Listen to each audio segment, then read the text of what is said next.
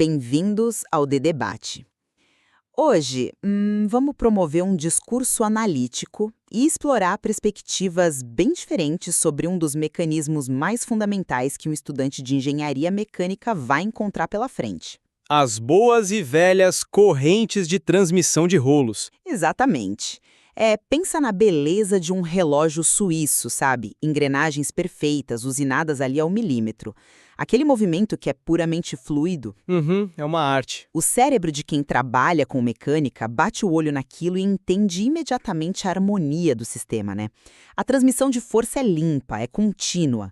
Agora, afaste essas engrenagens por 1 ou 2 metros e jogue uma pesada corrente de rolos metálica conectando as duas. Aquela elegância visual some na hora. Desaparece. Estamos olhando para uma paisagem cinemática que é infinitamente mais brutal. Pois é o fim da poesia visual e o começo de um verdadeiro campo de batalha físico. Para mim, é a definição absoluta de caos dinâmico operando sob um disfarce, sabe? Um disfarce de movimento sincronizado. Uma definição forte. E a pergunta central do nosso debate hoje é justamente essa. A corrente de rolos deve ser conceituada pelos engenheiros como um grande triunfo da transmissão de potência sincronizada e de alta eficiência? Ou será que ela deve ser vista fundamentalmente como um sistema inerentemente problemático? Um sistema de compromissos dinâmicos e vulnerabilidades severas, que exige mitigação constante. Eu vou argumentar para favor da primeira visão. Para mim, a corrente de rolos é inegavelmente o padrão ouro da confiabilidade cinemática, devido à sua eficiência quase perfeita e sincronia sem escorregamento. Já eu venho com uma visão muito mais cética. Vou defender a perspectiva de que a corrente é um sistema instável, definido pelas suas imperfeições geométricas severas e pela sua dependência crítica de uma lubrificação perfeita. Vamos começar então estruturando o meu ponto principal, que é a eficiência. Não estamos falando de uma teoria distante aqui. Em condições adequadas de trabalho, uma transmissão por corrente bem projetada atinge 98% de eficiência. É um número alto, mas... É um milagre termodinâmico. Movimentar toneladas de carga perdendo só 2% de energia pro atrito. E o porquê disso está na anatomia extremamente inteligente da corrente. Não é só um pedaço de metal sólido puxando o outro. É uma série de articulações de altíssima precisão. Isso, uma precisão anatômica. Temos as placas de aço laterais, internas e externas, que aguentam a carga de tração. Unindo isso, temos os pinos e as buchas cilíndricas, frequentemente de aço liga, e eles passam por cementação e retífica, ganham uma casca dura para resistir ao atrito, mas mantêm o núcleo flexível. E por cima da bucha vem a grande sacada. O rolo livre? O rolo. A beleza dele é que ele tem a função de converter o atrito de escorregamento, que destruiria o dente da roda, num atrito de rolamento, muito mais suave. Ele amortece o impacto de entrada, isso traz uma vantagem insuperável sobre as correias, por exemplo. Porque as correias dependem de atrito estático. Exato. Se o torque dá um pico, a correia vai patinar. A corrente não sofre escorregamento. Ela garante uma relação de velocidade exata. É por isso que em maquinário agrícola agressivo ou escavadeiras, ela é a única opção real. Olha, eu entendo perfeitamente o seu fascínio por essa robustez toda. Mas eu vejo isso de uma maneira diferente. O seu argumento de trunfo mecânico se apoia numa premissa perigosa para os estudantes, que é a ilusão da relação de velocidade exata. Ilusão. Sim, uma ilusão. A corrente não te dá uma velocidade suave e constante. Nunca.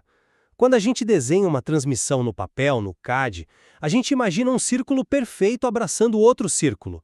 Mas a corrente é composta por elos retos, elos rígidos. Ela não dobra como uma fita elástica. Ela forma um polígono. Exatamente. Ela forma um polígono no pinhão, um hexágono, um octógono. E é aí que entra o grande vilão do sistema, o efeito poligonal, ou a ação cordal.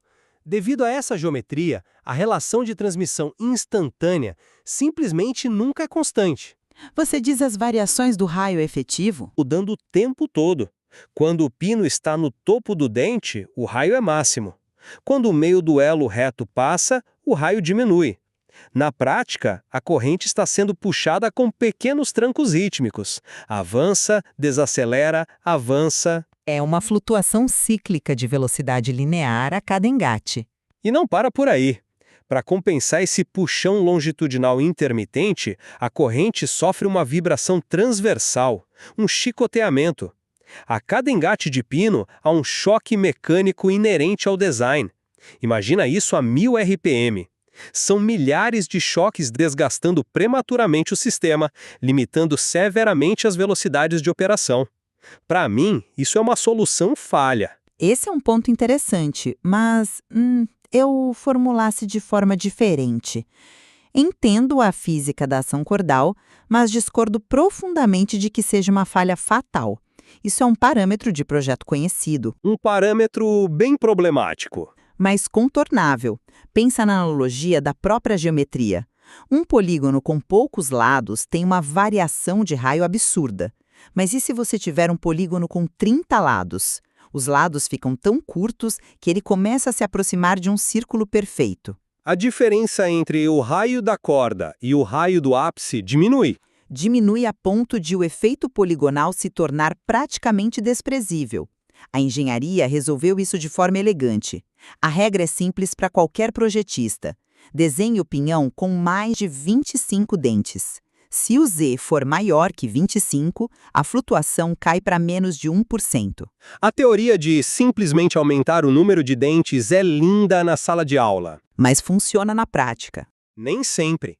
Toda essa matemática desmorona quando entramos nas restrições físicas da indústria. Se você aumenta os dentes, o diâmetro aumenta. E quando você não tem espaço? Num redutor super compacto ou numa caixa de moto, o engenheiro é forçado a usar pinhões de 13, 14 dentes. Aí realmente o efeito poligonal é maximizado. Brutalmente. A corrente sofre trancos terríveis e a máquina passa a vida inteira tentando não se autodestruir. E se você reduzir o passo da corrente para caber mais dentes, você perde a capacidade de transmitir torques altos. Mas se o espaço exige um passo menor, a gente simplesmente usa uma corrente múltipla. Duplex, triplex. Você diminui o elo, suaviza o impacto poligonal e mantém a capacidade de força com fileiras lado a lado. É mitigação de projeto, não uma falha estrutural do conceito. É uma mitigação cara e complexa. Vamos sair dessa cinemática teórica do efeito poligonal e entrar na termodinâmica e na tribologia no chão de fábrica, o estudo do atrito e desgaste. Agora sim chegamos na realidade dura da corrente. E é aqui que eu reitero que os 98% de eficiência são um triunfo. Desculpe, mas eu questiono fortemente a viabilidade desses 98% no mundo real. A vida útil projetada, que muitas vezes é de 15.000 horas nos catálogos, é uma utopia baseada em lubrificação perfeita. E lubrificação perfeita na indústria é uma raridade. Eu diria que é um requisito, não uma raridade. Mas é um requisito frágil. Na poeira na mineração, a película de óleo falha por simples negligência humana. E quando falha a lubrificação entre o pino e a bucha, vemos as piores falhas reais. O esfolamento, o famoso Golem. A solda a frio entre as rugosidades microscópicas do metal. Isso, as peças fundem e rasgam o aço. Temos também o fenômeno do pino virado, onde o pino trava na bucha e gira a placa externa. Ou elos ancorados e travados por oxidação, arranhões severos. A corrente é um componente forte para a tração, mas excessivamente frágil à negligência humana. Eu reconheço a importância crítica da lubrificação, mas eu utilizo isso justamente para demonstrar a versatilidade do sistema de correntes, não a fragilidade. A engenharia cria tipologias específicas de lubrificação baseadas na severidade do trabalho E adiciona complexidade. adiciona segurança. Usamos lubrificação manual ou gota a gota para baixa velocidade. Se é rápido e pesado, usamos banho de óleo ou fluxo contínuo com bomba. E a adaptação da viscosidade é uma ciência à parte. A questão da capilaridade, né? Exato. Se o ambiente é frio, o projetista prescreve um óleo SAE 30, no calor, um SAE 50. A folga radial ali entre o pino e a bucha é medida em centésimos de milímetro. O óleo precisa penetrar por capilaridade. E para ambientes onde não dá para ter óleo fluido de jeito nenhum, Máquinas agrícolas, por exemplo. pois é. Nessas aplicações, temos correntes de aço inox para não oxidar e temos os modelos com buchas sinterizadas. A metalurgia do pó cria uma bucha porosa, impregnada de óleo sob vácuo. Ela esquenta, libera o lubrificante. Esfria, reabsorve. Ela dispensa lubrificação manual no campo. Essas buchas autolubrificadas são um paliativo interessante. Mas desculpe, eu simplesmente não compro essa ideia de que resolve tudo. Deixe-me dizer o porquê. Você melhora a questão do óleo, mas sacrifica a resistência à fadiga dinâmica do aço maciço. É um balanço de compromissos. E falando em fadiga, quero conectar a lubrificação e o atrito às falhas estruturais de longo prazo, especialmente o tensionamento, voltando àquelas vibrações transversais que eu mencionei do efeito poligonal. A fadiga é constante. O acúmulo de estresse dinâmico. Sim, com choques térmicos e mecânicos. A corrente pode raspar nos guias, deformar rolos, sofrer fraturas por fadiga nas placas. E aí entra o maior pesadelo do mecânico, o efeito de catenária. A famosa barriga formada na porção inferior da corrente. A barriga livre que fica frouxa no ramo de retorno. A catenária sofre um chicoteamento brutal por causa das vibrações. Isso exige sistemas complexos de tensionamento, molas, patins e desgaste só para a corrente não voar para fora da engrenagem.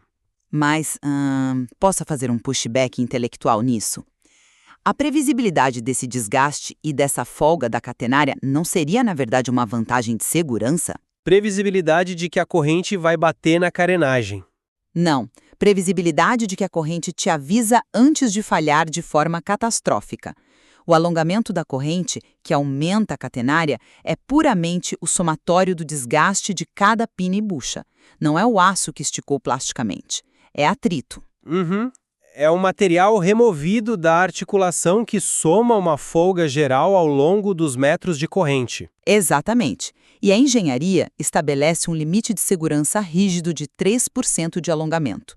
O mecânico vai lá, mede com um paquímetro e sabe a hora exata da manutenção preditiva. A corrente de rolos não falha sem motivo. Ela falha por erro de projeto ou sobrecarga de torque. O aviso está ali. A medição do desgaste é útil, mas... E tem mais. As forças da própria catenária estabilizam naturalmente a porção frouxa quando o peso da barriga é devidamente calculado no projeto.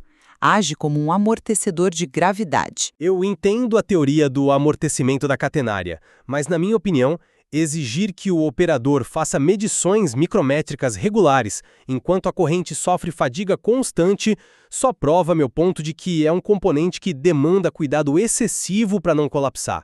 É um debate complexo, com certeza. Olha, chegando ao fim do nosso tempo, vamos fazer um resumo das nossas posições. Para mim, a conclusão se mantém firme. Com a seleção adequada do passo, o número de dentes correto acima de 25 e uma lubrificação bem especificada, as correntes de rolo são obras-primas. Entregando muito torque. Exato, obras-primas da transmissão mecânica, entregando um sincronismo e uma robustez imbatíveis na indústria. E a minha síntese é que o sistema é um campo de batalha constante contra as leis da física. O projetista luta ativamente contra o efeito poligonal e contra o atrito severo nas articulações. É um componente que exige extrema cautela geométrica e uma manutenção rigorosa para evitar a fadiga térmica e o colapso estrutural. Mas eu acho que aqui nós temos uma convergência intelectual importante, não acha? Nós dois concordamos que um estudante de engenharia mecânica não pode simplesmente tratar uma corrente de rolos como uma mera linha reta num desenho técnico. Absolutamente. É fundamental compreender a profunda interação entre a geometria cinemática complexa que forma o polígono e as demandas tribológicas, a lubrificação vital das buchas e pinos. Se você ignora um, o outro destrói o sistema. Pois é. Isso nos leva a uma reflexão final interessante.